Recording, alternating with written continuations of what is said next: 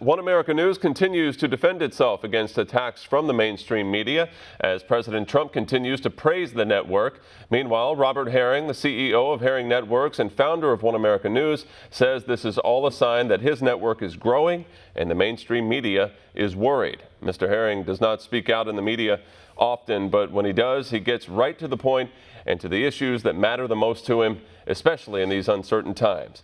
He and I had a chat earlier. Take a look. All right, Robert, thanks so much for doing this. I know you're a busy man. A lot has transpired, as you know, over the last 2 to 3 months since COVID-19 just absolutely consumed the lives of people all over the world. Many say that there's going to be this new normal way of living from here on out. I want to know how you see it, how this new normal may look. Is it going to be years of face masks and empty sports stadiums, or may it actually get back to normal? I really think we ought to go back to normal now. And the reason I think that is we've been interviewing a lot of people, a lot of doctors and everything, who have come across something, hydroxychloroquine, and they're actually curing a lot of people. And when you start thinking about that and looking at how many people are coming out of that, I think we should go back, take our chances, start the barbershops and the barbecues at the restaurants and everything else back to the way it was. I know there's going to be some people that have problems, and we're probably going to have some people that get sick. But if they go and maybe use this, it's going to be a lot less people than we have now. So we can get back our economy and we can get back the way that we used to be. But we got to do something now. We can't wait forever.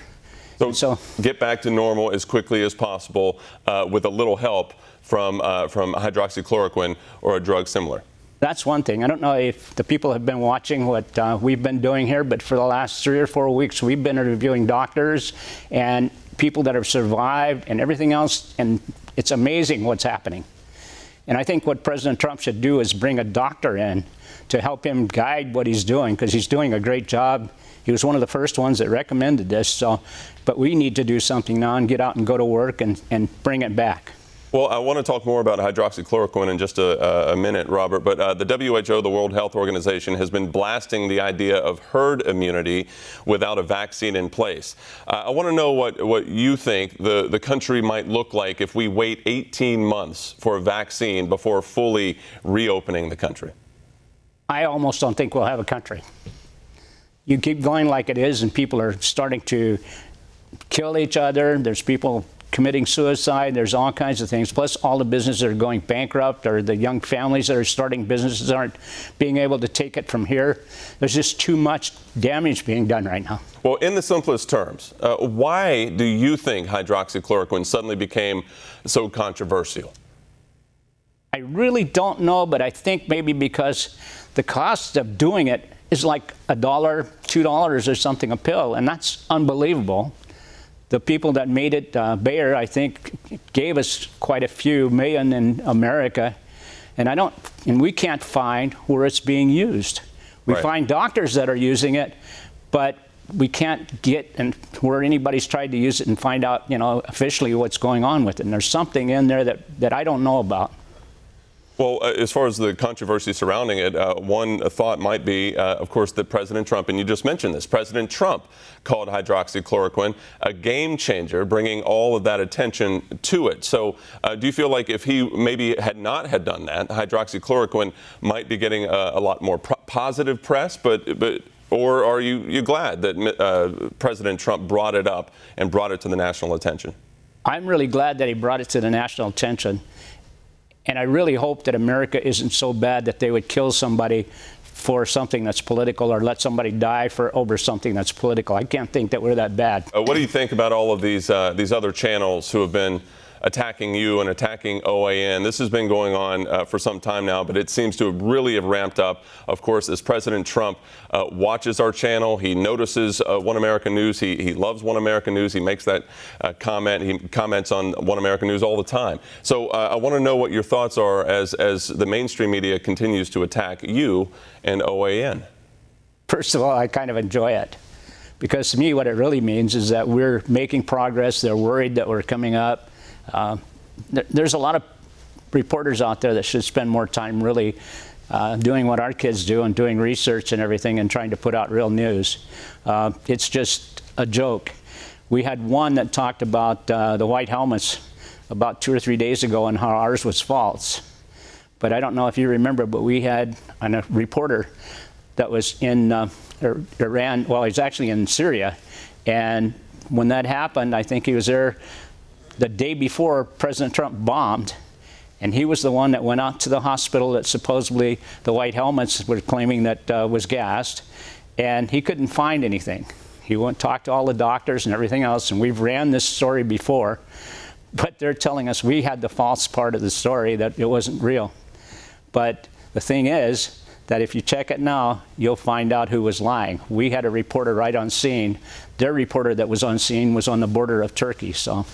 And you're referring to One America's Pearson Sharp. I am. Who was there in Syria. Yeah. The White House Correspondents Association, in referring back to the other networks that are involved here with regards to the mainstream media, the White House Correspondents Association is steeped in tradition, going way back to 1914.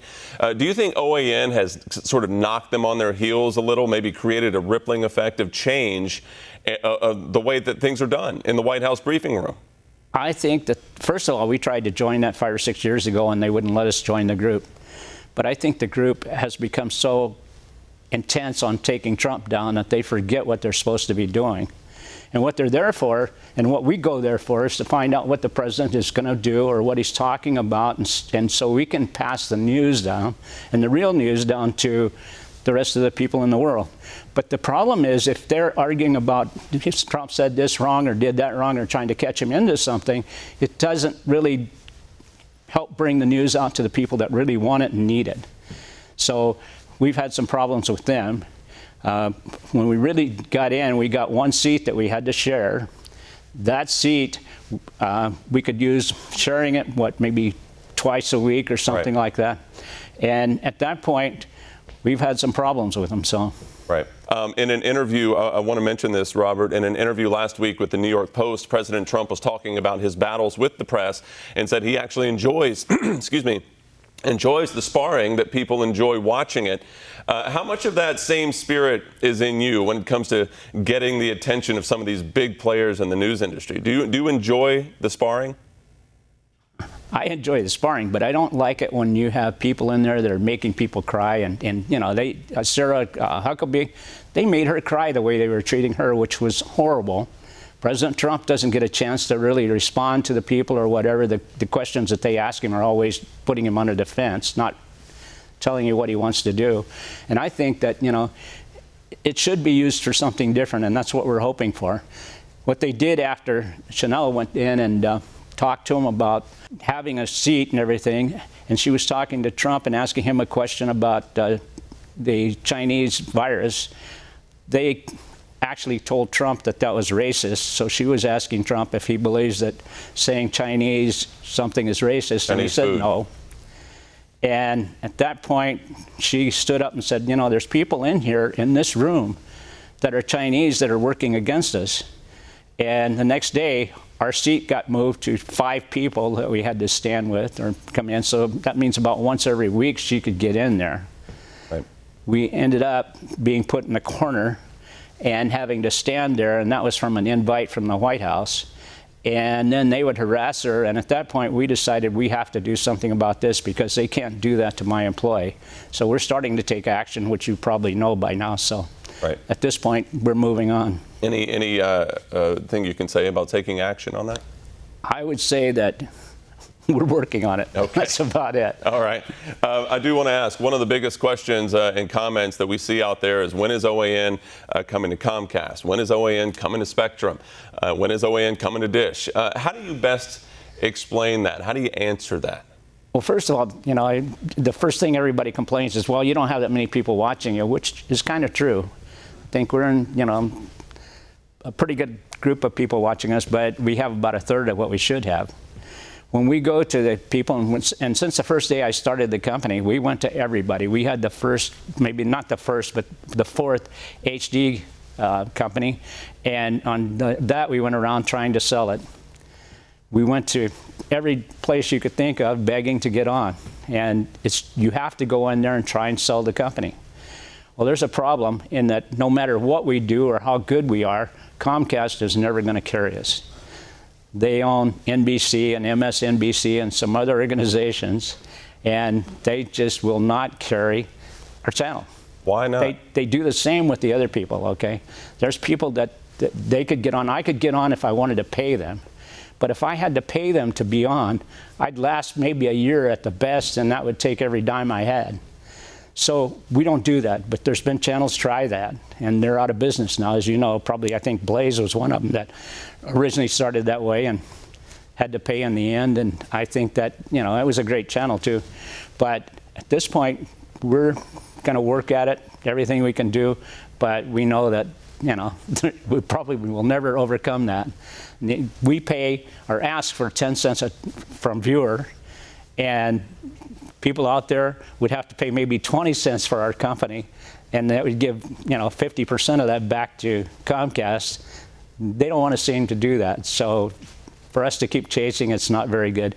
If our people watching wanted to go to the Comcast and these people and say, hey, look, we want this channel, right, I don't think that they would even care about what the people ask, but that's what's happening right now, and we just have to suffer through it and see how we do. You don't think these days the consumer, the customer, the viewer, the all-important viewer has any say in this anymore? It doesn't seem that way in the last 15 years, so I don't see why they would now, you know. Right.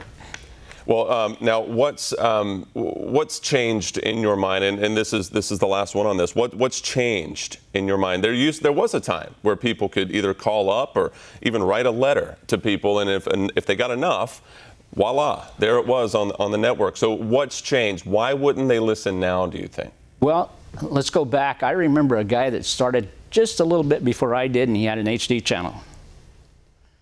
And he never really got on the way he should have been put on, okay? That's a guy named Mark Cuban with $6 billion. And Mark is a very smart man, and you never saw him really getting on to the way he should have had his channel on. So I understand how it works.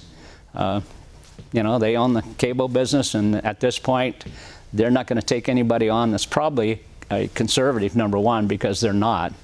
And number two, who knows? So. Okay. Well, there have been reports, final question, Robert, there have been reports that people from the White House and with ties to the Trump administration want to buy or have bought your network. Is that true? Well, first of all, I'm about 80 years old. I will be next year. So at this point, who knows what I'm going to do, but I can guarantee you nobody from the White House has even approached me about buying. I don't know why they would at this point, because, you know, they have a pretty good job to do where they're at.